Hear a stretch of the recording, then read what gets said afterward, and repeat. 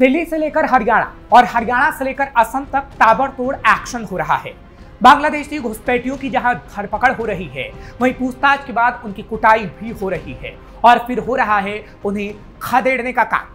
लेकिन बांग्लादेशियों को लेकर कई सवाल सुलग रहे हैं कि अभी कहां ये बांग्लादेशी घुसपैठिए चुपचाप गुपचुप तरीके से बैठे हैं और आखिर इन्हें बसाने का काम कौन कर रहा है, क्योंकि अमित शाह के ऐलान के बाद इनकी कुटाई तो शुरू हो गई है, लेकिन आखिर कब तक इनका देश से पूरी तरह सफाया हो सकेगा। नमस्कार, कैपिटल टीवी का खास शो सुलगता सवाल देख रहे हैं आप। मैं हूं आपके साथ हर्ष भारद्वाज। सवाल तो कई और भी सुलग रहे हैं जिन्हें हम पूछेंगे, क्योंकि वोट बैंक के चक्कर में कुछ नेताओं ने इन्हें बसाने का काम किया, लेकिन अब ये देश के लिए बड़ा खतरा बने हुए हैं।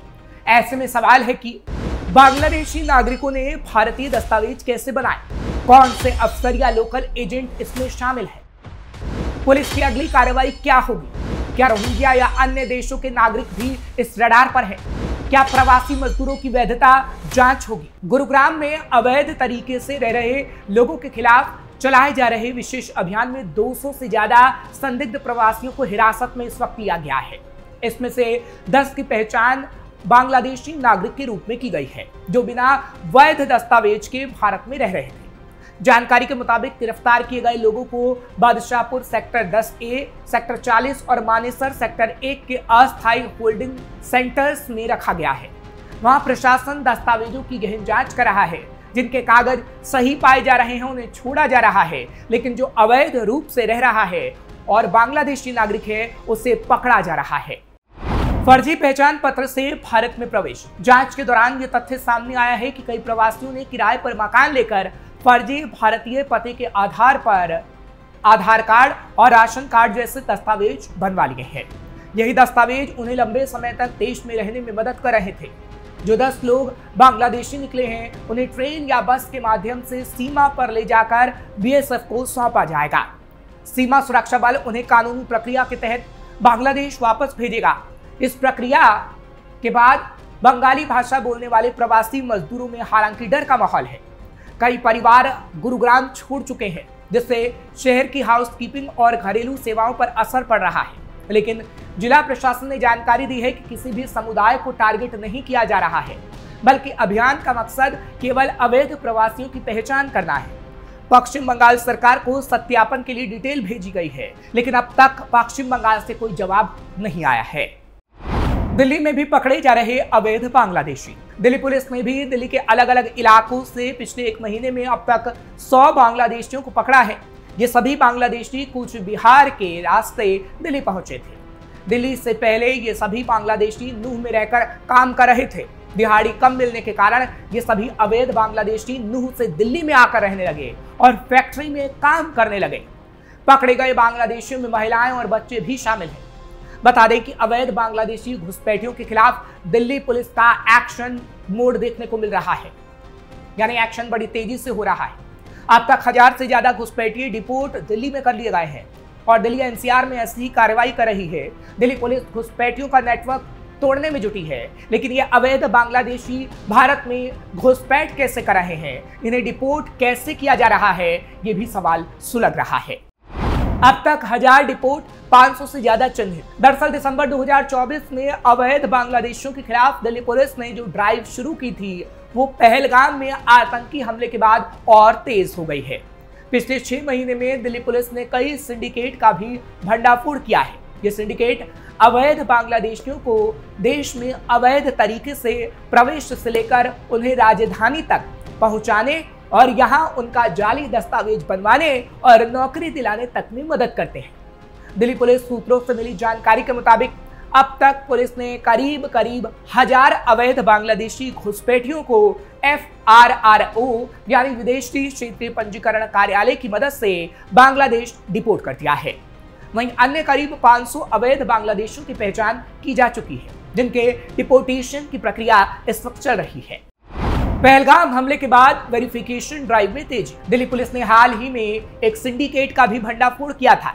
तब पुलिस को पता लगा कि अवैध बांग्लादेशी घुसपैठियों की जड़ें बेहद गहरी जम चुकी हैं।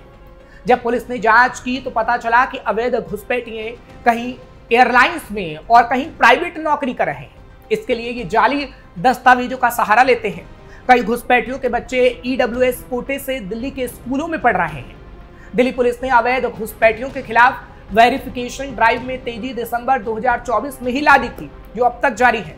हालांकि इसको पहलगाम में हुई घटना के बाद और तेज कर दिया गया था। दिल्ली के सभी 15 जिलों के डीसीपी ने अवैध घुसपैठियों की पहचान करने और उन्हें वापस भेजने के लिए विशेष टीमें भी बनाई थी। किस इलाके से कितने बांग्लादेशी पकड़े गए? जानकारी के मुताबिक दक्षिणी दिल्ली से अब तक 67 अवैध बांग्लादेशियों को रिपोर्ट किया गया है।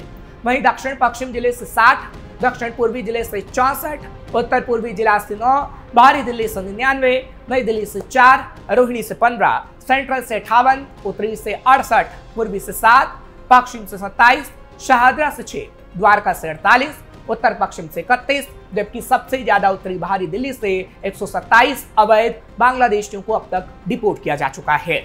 हालांकि पुलिस सूत्रों का कहना है कि इससे कहीं ज्यादा अवैध बांग्लादेशियों की पहचान की जा चुकी है और उनको डिपोर्ट करने की प्रक्रिया भी शुरू की जा चुकी है।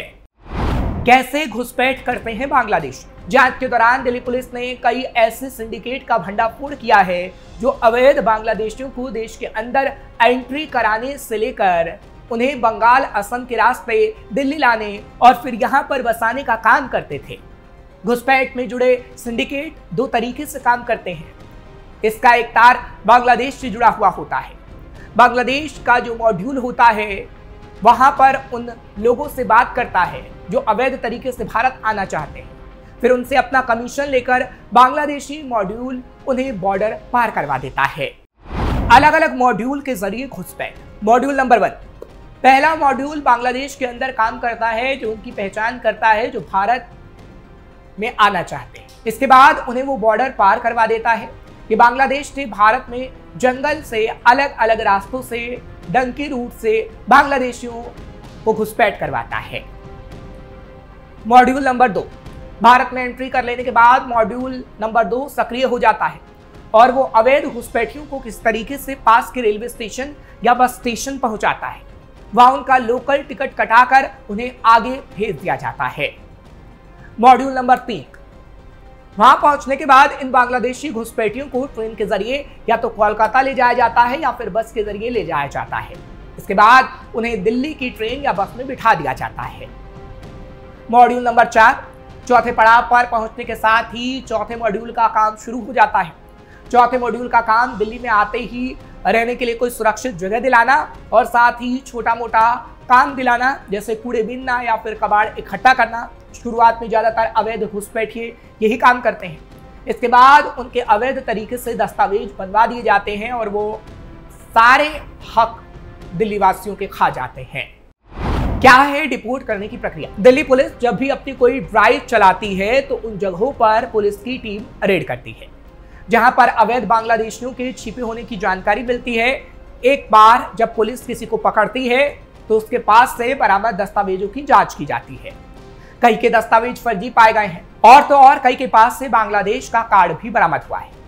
एक बार जब यह तय हो जाता है कि सामने वाला अवैध तरीके से देश में एंट्री करके रह रहा है तो फिर पुलिस उन्हें FRRO के हवाले कर देती है, जहां से उन्हें बांग्लादेश डिपोर्ट किया जाता है। अमित शाह के आदेश के बाद तेज हुआ एक्शन। आपको याद होगा कि किस तरह से दिल्ली में आग को सत्ता से उखाड़ फेंकने के बाद अवैध बांग्लादेशी घुसपैठियों के खिलाफ बड़ी कार्रवाई की तैयारी शुरू हो चुकी थी। गृह मंत्री अमित शाह ने सीएम रेखा गुप्ता समेत दिल्ली पुलिस के आला अधिकारी और तमाम वरिष्ठ अधिकारियों के साथ बैठक की थी, जिसमें दिल्ली में कानून व्यवस्था, अवैध बांग्लादेशी और रोहिंग्या को भारत में घुसने में मदद करने वाले नेटवर्क के खिलाफ सख्त कार्रवाई का आदेश दिया था, जिसके बाद ये ताबड़तोड़ एक्शन देखने को मिला था जो आगे भी अभी जारी रहने वाला है। ऐसी तस्वीर अभी और भी देखने को मिल सकती है, क्योंकि जब से अमित शाह ने निर्देश दिया है, जब से राष्ट्रीय राजधानी दिल्ली में हम देख रहे हैं कि किस तरीके से अवैध बांग्लादेशियों की धरपकड़ हो रही है। लेकिन जितनों की धरपकड़ होती है उतने ही और भी अवैध तरीके से लोगों के मिलने की खबर आ जाती है। फिलहाल अभी और भी सख्त आदेश दिए जा रहे हैं कि दिल्ली पुलिस सख्त से सख्त कार्रवाई करे, क्योंकि उत्तरी दिल्ली हो या फिर पश्चिमी दिल्ली, वहां से अवैध तरीके से रह रहे बांग्लादेशियों को पकड़ा जा रहा है। इतना ही नहीं, दिल्ली NCR में भी ये कार्रवाई देखने को मिल रही है, क्योंकि जो दिल्ली से सटे इलाके हैं वहां पर भी बड़ी तेजी से अवैध बांग्लादेशी पकड़े जा रहे हैं। क्योंकि प्रोग्राम की शुरुआत में गुरुग्राम की तस्वीर तो हमने आपको दिखाई ही, लेकिन बात फरीदाबाद की करें या बात अन्य और इलाकों की करें जो दिल्ली से सटे हुए हैं, वहां पर भी दिल्ली पुलिस की धरपकड़ शुरू हो गई है। फिलहाल आगे आने वाले समय में किस तरीके से भारत से इनका सफाया होता है ये देखने वाली बात होगी, क्योंकि जल्द से जल्द इनका सफाया करना बेहद जरूरी है और सरकार एक्शन मोड में नजर आ रही है। फिलहाल आपको ये खबर कैसी लगी कमेंट सेक्शन में जरूर बताएगा। सुलगता सवाल लेकर कल फिर आपके सामने हाजिर होंगे। खबर को लाइक शेयर करें, कैपिटल टीवी को सब्सक्राइब करना मत भूलिएगा।